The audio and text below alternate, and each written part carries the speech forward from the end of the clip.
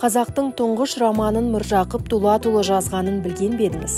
Қазақтың аса көрнекті ағартушысы, ақын, жазушы, педагог, қоғам қайраткері Міржақып Дулатұлының «Бақытсыз жамал» романы қазақ әдебиетінде көркем прозалық үлгіде жарық көрген тұңғыш роман ретінде тарихымызға алтын әріптермен жазылған. Ұлт ұстазы Ахмет Байтұрсынұлы кітап туралы былай дейді: Қазақта бұрын роман жоқ еді. Біздің арамызда қазақша бірінші роман жазып шығарған Міржақып Дулатов болды.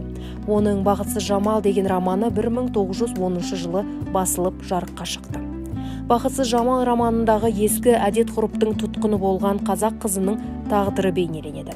Сүйгеніне қосылып, бақытты өмір сүруді армандаған бойжеткеннің қайғылы жолы арқылы Дулатұлы қазақ даласының сол кездегі тарихи әлеуметтік шындықты шынайы да көркем бейнелеуімен, авторлық идеяның айқындығымен өзінен кейінгі қазақ прозасының өркендеуіне